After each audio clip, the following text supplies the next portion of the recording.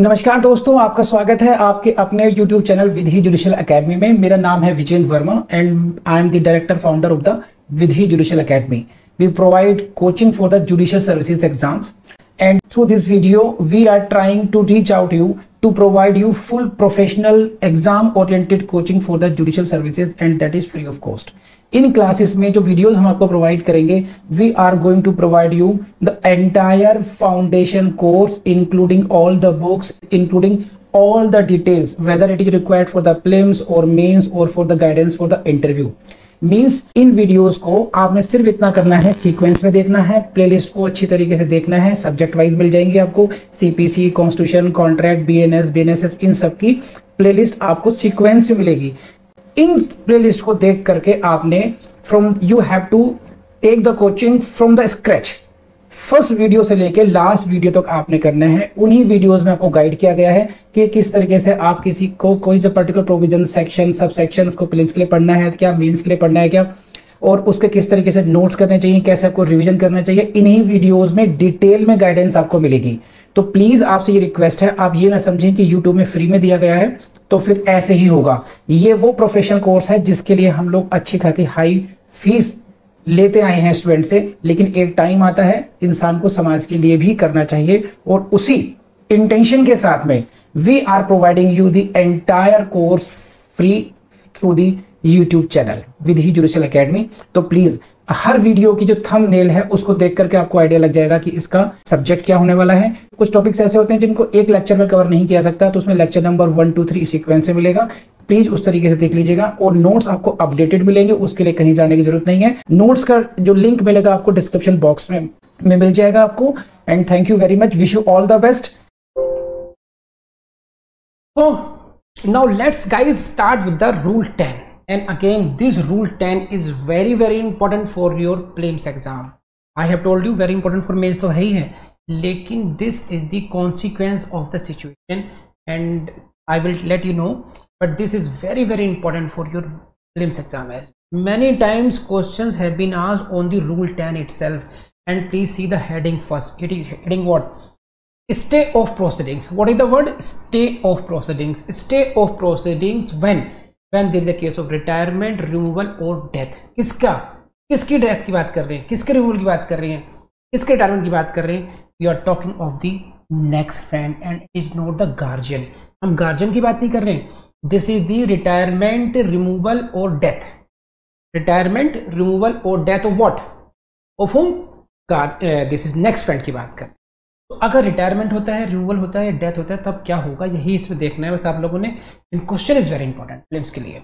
देखिए क्या है, मैं पहले क्वेश्चन दिखाता हूं आपको। This is the question for you, please see this. Under order 32 rule 10, this is CPC, on the death of the next friend the suit shall be what? Dismissed, stayed, rejected, dismissed और rejected. Now for a better understanding I show you the slide first. तो please move to the slide. Please move to the slide. This is what? See, order 32 rule 10 देख लिया आप लोगों ने। on the death of the next friend the suit shall be dismissed होगा, stayed, rejected, dismissed और stayed। तो अगर death हो जाती है नेक्स्ट फ्रेंड की, तब कॉन्सिक्वेंस क्या होगा? क्या इसका रिजेक्शन होगा, डिसमिस होगा, या सूट स्टे होगा, या रिजेक्टेड होगा, डिसमिस्ड होगा, क्या होगा? ये इसी का जवाब आपको मिलेगा रूल 10 की डेफिनेशन, रूल 10 की डायरेक्ट लैंग्वेज में। And now I read it for you, please इसको समझ लीजिए क्या है ये। On the retirement number 1, removal number 2 और डेथ। तो 3 now there are 3 terms, retirement, removal, death of the next friend. ध्यान से देख लीजिएगा, it is not the guardian, it is the case of next friend of a margin. Further proceedings shall be stayed. तो आगे की जो प्रक्रिया है वो हो जाएगी स्टे, और ये हमारा क्वेश्चन था। आंसर इज स्टे, आंसर हो जाएगा बी, हमारा स्टे हो जाएगा इसमें। तो ये बात समझ में आई आपको। ऐसे सेकंड क्वेश्चन देख लीजिए, ऑन द रिटायरमेंट, रिमूवल और डेथ, तीनों को ले लिया उन्होंने। अब ऑन द रिटायरमेंट, रिमूवल और death of next friend under 32 rule 10 the suit is liable to be again stayed। तो स्टे पर आया क्वेश्चन ये, ठीक है। एंड नंबर 3 क्वेश्चन और भी देख लीजिए आपके, proceedings in a suit relating to minor shall not be stayed. Stay नहीं होगी कब? ऑन रिटायरमेंट होती है, ऑन रिमूवल होती है, ऑन डेथ होती है। कब नहीं होगी? On attaining the majority of the on attaining the majority by the. So these are the 3 questions and this was the basic language which I read for you. You please highlight this retirement को highlight कर लीजिए, removal को highlight कर लीजिए, death को highlight कर लीजिए और स्टे को हाईलाइट कर लीजिए। And now you see towards me to understand it this. देखिए इसमें आपको शब्द देख लिया आपने, अगर नेक्स्ट फ्रेंड का रिटायरमेंट है, नेक्स्ट फ्रेंड का रिमूवल है, नेक्स्ट फ्रेंड का डेथ हो रही है, इन 3 केसेस में क्या होगा? तो आगे की कार्यवाही है वो हो जाएगी स्टे। तब तक होगी until the appointment of the next friend, जब तक कि नेक्स्ट फ्रेंड का अपॉइंटमेंट नहीं होता है। इसको आप ऐसे देख लीजिए, समझ लीजिए क्या क्या हुआ। रिटायरमेंट हो गया, removal death, retirement removal death, retirement removal death किसका? नेक्स्ट फ्रेंड का। नेक्स्ट फ्रेंड का होगा तब क्या होगा? Further proceedings shall be stayed, further proceedings को स्टे कर दिया जाएगा। कब तक किया जाएगा? Until the appointment of the next friend. तो this is the situation is what? Retirement, removal और डेथ। इन तीनों में से कोई सी भी एक सिचुएशन हो सकती है और उसके बारे में कॉन्सिक्वेंस क्या होगा? फर्दर प्रोसीडिंग को स्टे कर दिया जाएगा। यहीं से क्वेश्चन आएगा आपका। तो ये हो गया आपका कॉन्सिक्वेंस। बहुत कुछ समझाने वाला इसमें है नहीं, इसलिए मैं आगे बात करूंगा। अगला पार्ट क्या है इसका, ये समझिए। नाउ इन तीनों सिचुएशन में you need see further proceeding stay हो गई है ना, ये देखिए आपने यहाँ पे देखे ना, further proceeding shall be stayed. लेकिन कब तक स्टे रहेगी? अल्टीमेटली आपको एक ultimately you will have to appoint a next friend. Ultimately आप you will have to appoint a next friend. करना होगा ना करना होगा। तो नेक्स्ट फ्रेंड करने के लिए स्टेप्स कौन लेगा? Naturally your pleader will take. The pleader of the minor shall take the steps for the appointment of the next friend. Now he omits, if he omits तब क्या होगा? उसको डील करने के लिए आपका सिचुएशन आ गई है। नेक्स्ट पार्ट इसका, this is what where the pleader of such minor omits. You please read it from the slide. I show you this. Please see this. Please read from the slide. I show you this. See this. Where the pleader, who? Pleader of such minor. किसका pleader? Minor का, अल्पवयस्क के वकील साहब, अल्पवयस्क के जो अधिवक्ता है, the pleader of such minor omits. वो omit करता है, यानी कि वो ध्यान नहीं देता है उसको जो करना चाहिए था। He does not do within a reasonable time. युक्त समय में नहीं करता है। क्या नहीं करता? टू टेक स्टेप्स, किसके लिए? To get a new friend appointed. So there is a omission on the part of the pleader of the minor that in taking steps of appointment of the new next friend. तब क्या होगा? Any person, please see this, any person who is interested किसमें? in the minor, who is interested in the minor or in the matter in issue may apply to the court for the appointment of one, and the court may appoint such person as it thinks fit. So this is the case. Please see this magical slide as well. Who is omitting? Pleader is omitting. क्या करता है? omit to take steps for what?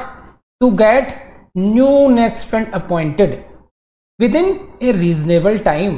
Then what will the consequence? Any person, कोई भी ऐसा व्यक्ति। कौन सा व्यक्ति? Who is interested in which? Interested, either he is interested in minor or in the matter in issue. Then what he will do? He can apply, he may apply to the court for what? For the appointment of the one. तो अब इसको समझ लीजिए अच्छे तरीके से। मैंने आपको स्लाइड्स दिखा दी सब, इसको समझ लीजिए अब ये। तो कौन सी सिचुएशन डील कर रहा है ये? When the pleader is not taking care of taking steps to get the new next friend appointed. जहां पर प्लीडर साहब की एक ड्यूटी बनती थी कि वो स्टेप्स लें। स्टेप्स मतलब वो एप्लीकेशन मूव करें, वो न्यू फ्रेंड को लेकर आए सामने कोर्ट के सामने, और वो सारे एप्लीकेशन एफिडेविट्स वगैरह सब दिए जाएं इसमें। वो सब नहीं हो रहा है इस केस में। और क्या हो रहा है? केस लिंगर ऑन हो रहा है।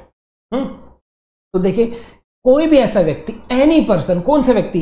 Any person who is interested इधर इन दी माइनर, या तो माइनर को ही के अंदर माइनर के ही हितों का ध्यान रखने वाला व्यक्ति हो, who has some worry for the minor, know this how this case will proceed।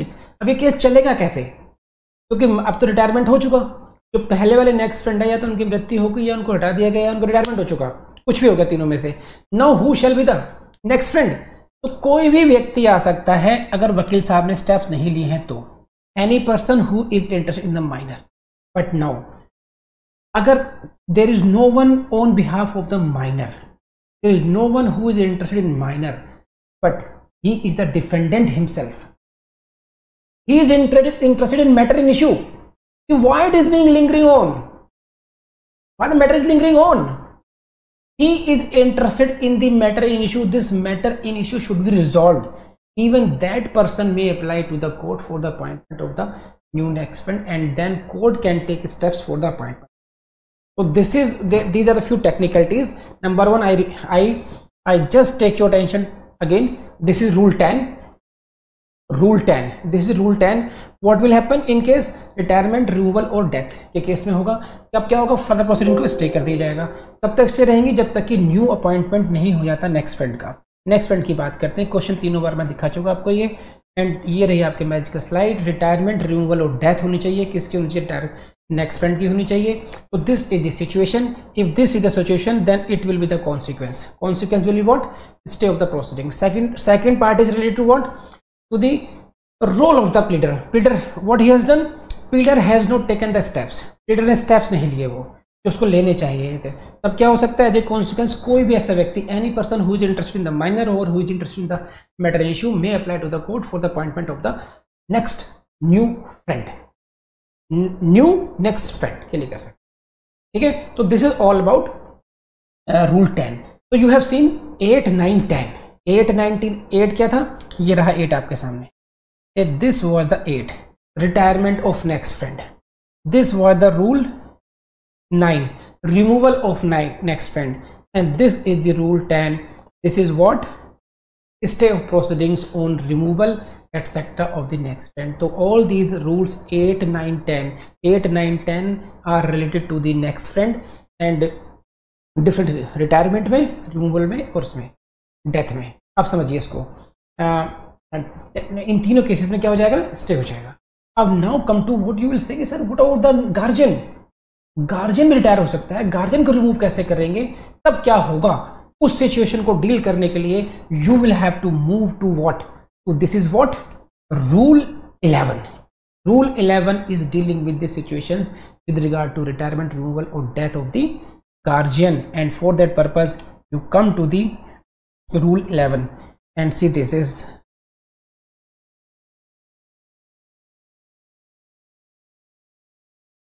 this is retirement, removal or death. What, this is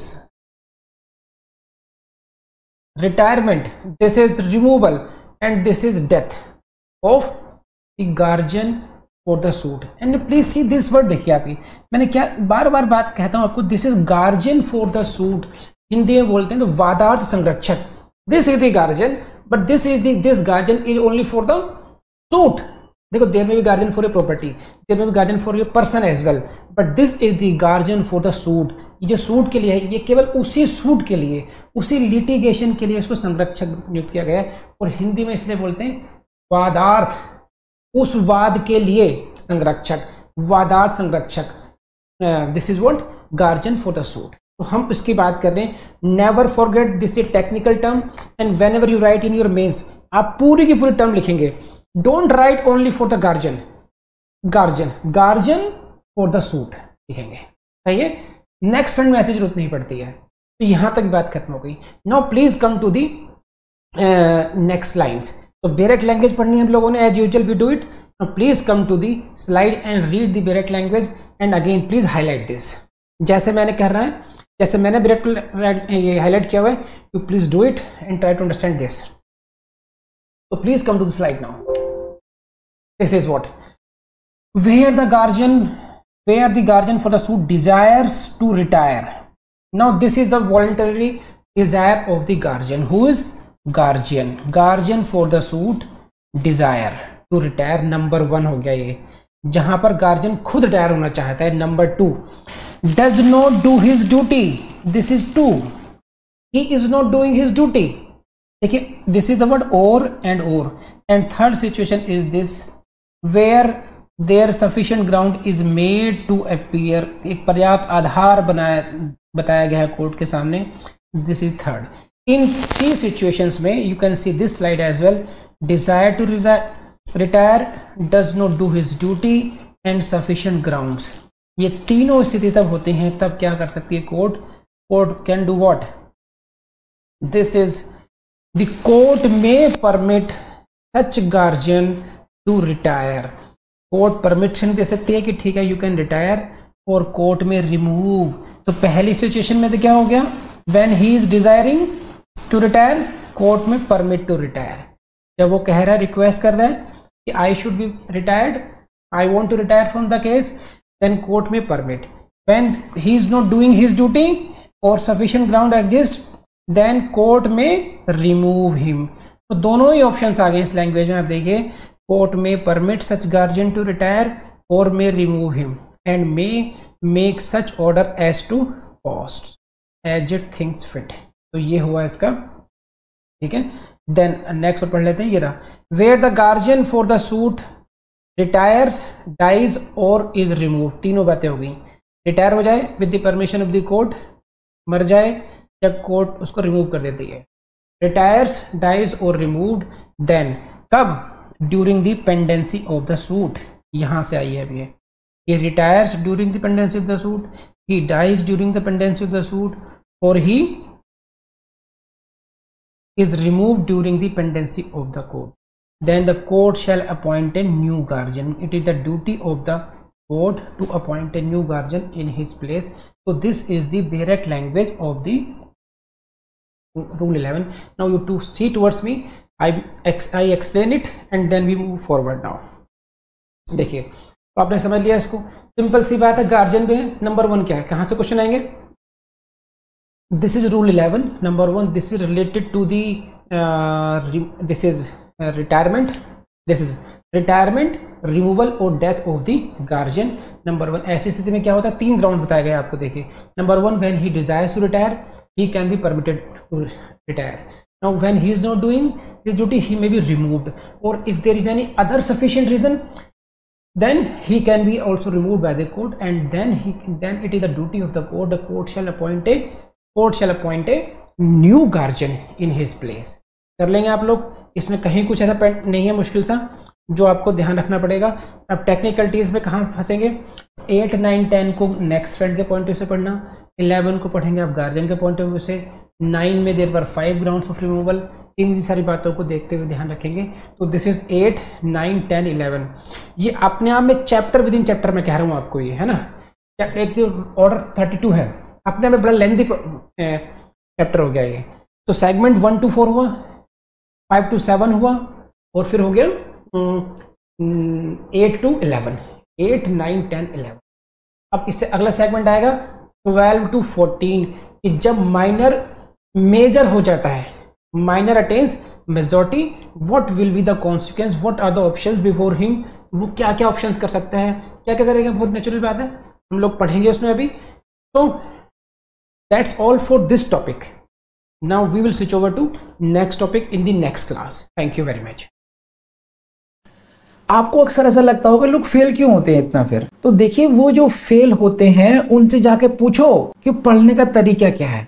अगर आपने पढ़ने का वो तरीका अडॉप्ट किया जो इन वीडियोस में समझाया गया है, 101% आप ऑफिसर हो गए और मिनिमम टाइम में हो गए आप लोग। बस आपको कहीं और कोचिंग करने की जरूरत नहीं है, बिलीव मी। ना विधि जुडिशियल एकेडमी में भी नोट्स आपको एडमिशन लेने की जरूरत नहीं है, आप इन वीडियो से जज बन सकते हैं, इस बात को ध्यान रखिएगा। जस्ट कीप लर्निंग, एंड अगर हो सकता हो, बहुत दिक्कत नहीं हो, तो प्लीज लाइक भी कर दीजिए, कमेंट भी कर दीजिए, और इन वीडियोस को शेयर भी कर दीजिए। हो सकता है आपके हाथ से किसका भला हो जाए, है कि नहीं है। Okay, bye bye and see you in the next video. Thank you.